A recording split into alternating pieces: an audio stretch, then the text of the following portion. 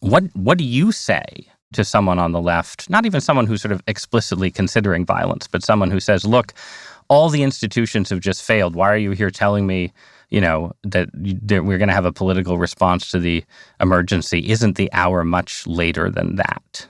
I think that political violence of that kind is fundamentally immoral and catastrophically ineffective. I don't find this to be a hard line to hold. No, I don't imagine that you do. And the stakes of politics are almost always incredibly high. I think they happen to be higher now. And I do think a lot of what is happening in terms of the structure of the system itself is dangerous. I think that the hour is late in many ways. And that my view is that a lot of the people who embrace despair don't embrace, or let me say it differently, a lot of the people who embrace alarm don't embrace what I think obviously follows from that alarm, which is the willingness to make strategic and political decisions you find personally discomfiting, even though they are obviously more likely to help you win, right? Taking political positions that'll make it more likely to win Senate seats in Kansas and Ohio and Missouri.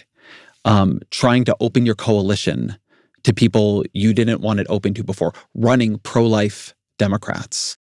And one of my biggest frustrations with many people whose politics I otherwise share is the unwillingness to match the seriousness of your politics to the seriousness of your alarm. I see a Democratic Party that often just wants to do nothing differently, even though it is failing. Like failing in the most obvious and consequential ways it can possibly fail. If you want to talk about, to me, what looks to me like despair and pessimism, it isn't that a couple random people on both sides, as you note, have picked up guns.